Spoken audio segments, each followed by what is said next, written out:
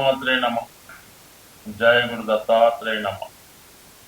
ఈ వీడియోలో మనం 2025వ సంవత్సరంలో ఏ రాశుల వారికి ప్రభుత్వ ఉద్యోగం అనుకూలంగా ఉంటుంది, అలాగే ప్రభుత్వ ఉద్యోగం కాకుండా వారు చేసే ప్రయత్నాన్ని బట్టి ఒక పెద్ద జాతీయ అంతర్జాతీయ స్థాయిలో ఉన్నటువంటి సంస్థల్లో ఉద్యోగంలో ప్రవేశించడానికి కానీ ఉద్యోగంలో మార్పు కొరకు చేసే ప్రయత్నాలకి ఈ 2025వ సంవత్సరం మన మే నెల నుంచి ముఖ్యమైనటువంటి గ్రహాల మార్పు కారణంగా ఏ రాశి వారికి ఏ ఏ ఫీల్డ్, ఏ ఏ పరిశ్రమలు, ఏ ఏ సంస్థల్లో అనుకూలత ఉంటుంది, అలాగే వారు ఉద్యోగం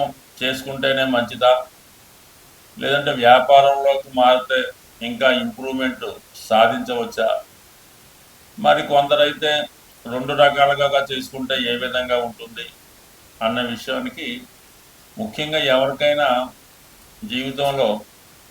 వారి జీవితంలో పైకి రావాలంటే ఒకటి వారు ప్రయత్నం ఉండాలి, అలాగే వారికి తగు విధమైన అర్హత, వారికి ఏ స్థాయిలో ఆ స్థాయిని బట్టి మనం చేసుకుంటే ఆ ప్రయత్నం ముందుకెళ్తుంది తప్ప మన స్థాయిని మించి చేసే ప్రయత్నాలు కూడా చాలా వరకు అత్యాశకు వెళ్ళినట్టు అవుతుంటాయి. కాబట్టి దానివల్ల కూడా ఉపయోగం ఉండదు. బట్ ఏదైనా మీ అర్హత, మీ స్థాయిని బట్టి ప్రయత్నం చేసినప్పుడు దానికి గ్రహాల యొక్క సహకారం కూడా కొద్దిగా యాడ్ అయి అది మీ యొక్క భవిష్యత్తుకి ముందుకు తీసుకెళ్ళడానికి అనుకూలత ఏర్పడుతూ ఉంటుంది.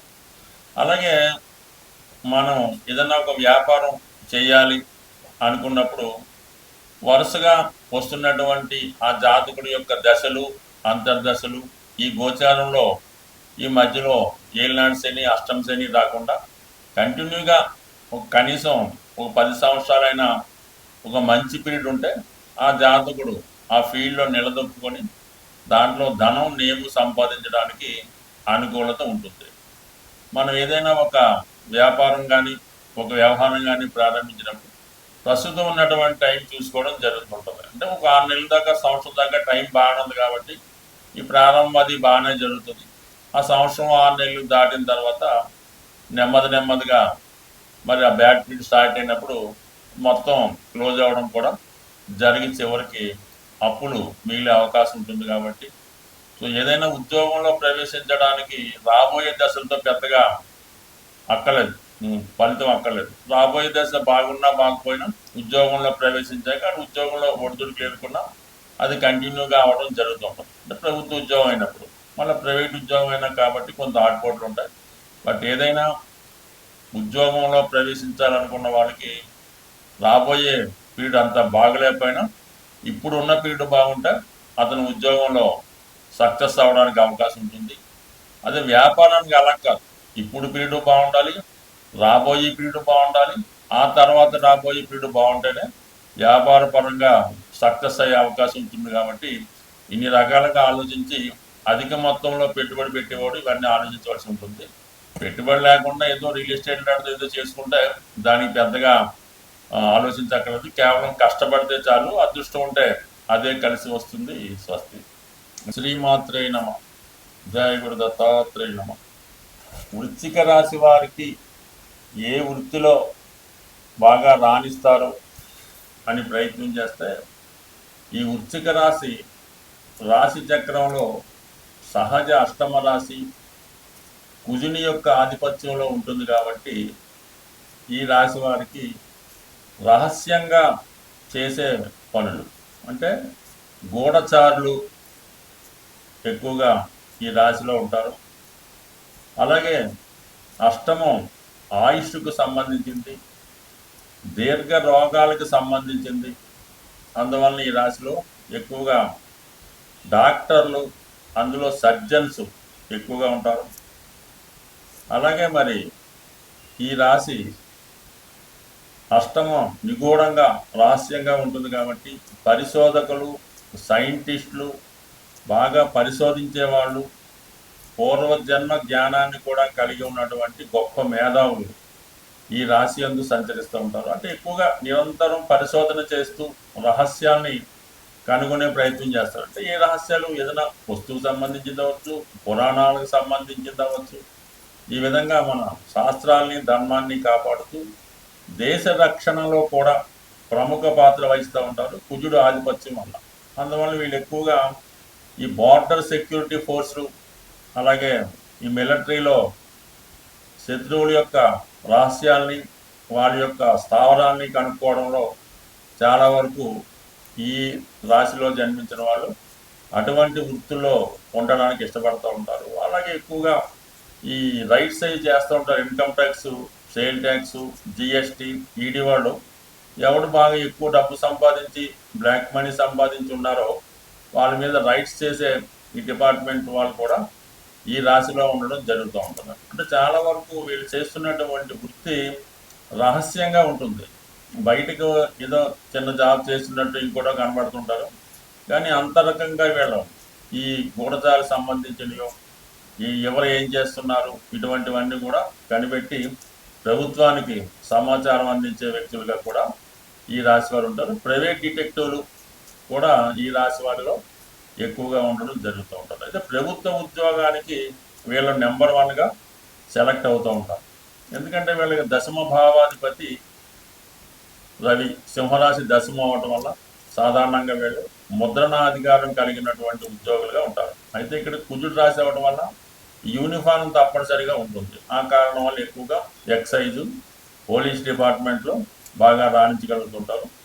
అలాగే క్రీడా రంగంలో ఎక్కువగా ఈ క్రీడల్లో పాల్గొనడం, క్రీడలకు సంబంధించినవి, ఈ మినిస్టర్లో క్రీడా రంగం వాళ్ళు ఎక్కువగా ఆటల పోటీలకు సంబంధించినవి, అలాగే ఈత పోటీలు, స్విమ్మింగ్ పూలు, అంటే జలతత్వ రాశి అవడం వల్ల మత్స్య పరిశ్రమ, సముద్రంలో ఉన్నటువంటి ఖనిజాలు ఇవి కనుక్కోవడం, అది కూడా సీక్రెట్ కనుక్కోవడం, వాటి వెలికి తీసే ప్రయత్నాలు చేయడం, ఇవన్నీ కూడా ఈ రాశి వారికి ఎక్కువగా రాణిస్తూ ఉంటాయి. ముఖ్యంగా ఈ రాశిలో చంద్రుడు నీచ పొందుతూ ఉంటాడు కాబట్టి మానసిక శాస్త్రవేత్తలుగా, అంటే ఈ మెంటల్ డాక్టర్ అంటారు, సైకాలజీ సంబంధించినటువంటి డాక్టర్లు, మానసిక వైద్యులు ఈ రాశిలో వారికి ఎక్కువగా వాళ్ళు అదే సంబంధించిన వృత్తిలో ఉంటారు. అలాగే ఈ క్యాటరింగ్, ఈ వంటలు బాగా చేయడం, అంటే చంద్రుడు ఆధిపత్యంలో ఉండడం వల్ల ఇవి కూడా సాధారణంగా ఉంటాయి. ఈ వాటర్ అవ్వడం వల్ల జలతత్వానికి సంబంధించింది, అలాగే వాటర్ సంబంధించినటువంటి బార్ అండ్ రెస్టారెంట్లు, లిక్కర్ పరిశ్రమ, ఇవన్నీ కూడా ఈ రాశిలో వాళ్ళకి ఈ సంబంధించిన శాఖలో ఉద్యోగానికి అనువుగా ఉండడం జరుగుతూ ఉంటుంది. ఇక వ్యాపార పరంగా చూసుకున్నప్పుడు వీళ్ళు పెద్దగా వ్యాపారం కన్నా స్వతంత్రతే మంచిది, అంటే గవర్నమెంట్ సర్వీసే మంచిది. వ్యాపారం అంటూ ఉన్నప్పుడు ఈ విధంగా ఇంపోర్ట్ అండ్ ఎక్స్పోర్ట్ సంబంధించింది, హోటల్స్, రెస్టారెంట్స్, ఈ వాటర్ సంబంధించినవి, ఇటువంటి వాటిలో ఏదన్నా వీళ్ళు ఎక్కువ కష్టపడతారు కాబట్టి ముందుగానే ఏ రంగం రాణించడంలో బాగుంటుంది. ఎక్కువగా ఈ చేపలు, ఈ రొయ్యలు, వాటికి సంబంధించిన దాంట్లో కూడా బాగా రాణించగలిగే అవకాశం ఉంది. ఇప్పుడున్నటువంటి గ్రహస్థితి ప్రకారం 99% షేర్ మార్కెట్, స్పెక్యులేషన్ వాటి జోలికి వెళ్లకుండా ఉంటే మంచిది. బట్ ఏదైనా ఈ రాశి వారికి ఇప్పుడున్నటువంటి గ్రహస్థితి అంతగా అనుకూలించడం లేదు. 5లో శని భగవానుడి వల్ల సరైన నిర్ణయాలు తీసుకోలేకపోతుంటారు. అందుకని షేర్ మార్కెట్లో నష్టం జరిగే అవకాశం ఉంది. చతుర్థంలో రాహు ఉండడం వల్ల చాలా వరకు ఏదో విధంగా ఈ మోసం, చికాకు, అన్యాయాలు జరుగుతుంటాయి, మనశ్శాంతి కారిపోతుంటారు. అలాగే అష్టమంలో గురువు, ఇవన్నీ కూడా ఈ జాతకుడికి కొద్దిగా ఇబ్బంది పెడుతుంటాయి. బట్ ఏదైనా ఈ రాహు, ఈ గురువు యొక్క స్థితి కొంతవరకు ఇది రహస్యంగా చేసే వ్యాపారాలకి కొంతవరకు అనుకూలించే అవకాశం ఉంది. ముఖ్యంగా ఈ రాశిలో ఉన్నటువంటి నక్షత్రాల్లో అనురాధ నక్షత్ర జాతకులు ఈ భూమిలో దొరికే వస్తువులకు సంబంధించినటువంటి బిజినెస్ ఏదన్నా, అంటే ఈ టైంలో బిజినెస్ అంటే అడ్వైస్ కాదు, అటువంటి వాటిలో ప్రవేశం, అటువంటి శాఖల్లో ఉద్యోగమే ఇంపార్టెంటు. అందువల్ల అనురాధ నక్షత్రం వాళ్ళు భూమికి సంబంధించినవి, భూగర్భంలో దొరికే వాటిలో బ్రహ్మాండంగా చేసుకోవచ్చు. ఈ స్టీల్ పాత్రలు, యుటెన్సిల్స్, ఇంటికి గృహానికి ఉపయోగపడే సర్వం వంట సామాన్లు చేసుకోవచ్చు. ఇక జ్యేష్ఠ నక్షత్ర జాతకులు ఈ చాలా వరకు ప్రభుత్వ ఉద్యోగం వీళ్ళకి మంచిది. సాధారణంగా జ్యేష్ఠ నక్షత్ర జాతకులు పెద్దలు ఇచ్చినటువంటి ఆస్తి ఏమన్నా ఉంటే పోగొట్టుకుంటారు. వీళ్ళకు ఉన్నటువంటి చిన్న బలహీనత వల్ల సర్వస్వం కోల్పోయే అవకాశం ఉంది. స్వస్తి. ప్రస్తుతం వృత్తిపరంగా ఎంత ప్రయత్నం చేసినా సరైనటువంటి వృత్తిలో మనం స్థిరపడలేకపోతున్నాం అనుకున్న వాళ్ళకి వారి యొక్క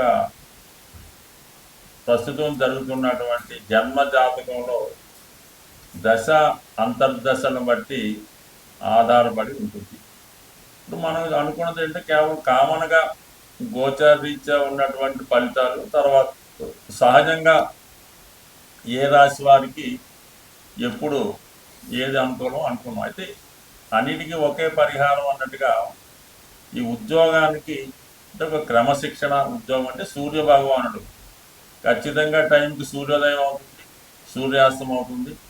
ఎంత వర్షం వచ్చినా ఏది వచ్చినా సూర్య భగవానుడు ఆ టైం టు టైం తన పని చేసుకుంటూ వెళ్తూ ఉంటాడు. అలాగే ఏదైనా వృత్తిలో స్థిరపడాలనుకున్న వాళ్ళకి ఒక క్రమశిక్షణగా ఒక ఉదయం వేకువజామునే లెగ్స్ ఉండడం, అలాగే సాయంకాలం సమయంలో నిద్ర, ఇవన్నీ ఒక టైంలో పంచుమాటుగా చేయాలి. మీరు పొద్దున్న లేచారు 5:30 ఓకే, ఇదో పార్క్ వెళ్ళారు వాకింగ్ అరగంట టైం ఓకే, టిఫిన్ 9:30 అంటే 9:30కి రోజు భోజనం 1:30 2 అనుకుంటే ఆ టైంలోనే భోజనం, సాయంకాలం 4 గంటల టీ అంటే 4 గంటలకే తాగండి, మళ్ళీ 8 గంటల ఈ టైం మెయింటైన్ చేయండి. మీరు ఖాళీగా ఉండండి, కానీ ఈ ప్రతి పని కూడా ఒక టైంకి పర్ఫెక్ట్గా చేయడం వల్ల, అలాగే మీరు ఎక్కడో ఉన్నారు మీ మదర్కి ఫోన్ చేయాలి ప్రతిరోజు అదే టైంకి, లెగిసిన వెంటనే ఉదయం 7 గంటలకి అదే టైంకి మీరు ఫోన్ చేయండి, ఆవిడ ఎదురు చూస్తుంటారు, మీ పని కార్యక్రమం పూర్తవుతుంది. ఈ విధంగా ఒక టైం ప్రకారం సిస్టమేటిక్గా మీరు నిరుద్యోగిగా ఉన్నా ఉద్యోగం ఉన్నా ఈ టైం సెన్స్ పాటించడం వల్ల కంపల్సరీగా మీ యొక్క వృత్తి వ్యాపారాలు ఇంప్రూవ్మెంట్ అవుతూ ఉంటాయి. మీరు ఒక షాప్ పెట్టుకున్న కాలనీలో ఉన్నారు, ఒక్క మనిషి రానివ్వకండి, టైం మెయింటైన్ చేయండి. ఉదయం 6 గంటలకి షాప్ ఓపెన్ చేయమని బోర్డు రాయండి, 6 గంటల నుంచి సాయంకాలం 6 గంటల దాకా ఉంటుంది. ఎంత ఇబ్బంది వచ్చినా ₹1 అమ్మకపోయినా ఉదయం 6 నుంచి సాయంకాలం దాకా ఓపెన్ అయి ఉంటే నెమ్మదిగా మీ కస్టమర్స్ పెరుగుతారు, సమయంగా ఆ టైంకి వచ్చి తీసుకెళ్ళడం కూడా జరుగుతూ ఉంటుంది. అదే ఒకరోజు 10 గంటలకి, ఒకరోజు సాయంకాలం 4 గంటలకు క్లోజ్ చేయడం, ఈ వర్షం వచ్చిందని సెలవు ఇవ్వడం, ఈ విధంగా చేయడం వల్ల మీ కస్టమర్ మీ దగ్గర రాడు, ఎక్కడో అక్కడ బయట నుంచి కొనుక్కొని మీరు ఉంటారో తెలియదు కాబట్టి వాడు ముందు ఏర్పాటుతోనే రావడం జరుగుతుంటుంది. కాబట్టి వ్యాపారం అయినా ఉద్యోగం అయినా క్రమశిక్షణ టైం మెయింటైన్ చేయండి. ఇదే దైవారాధన లాంటి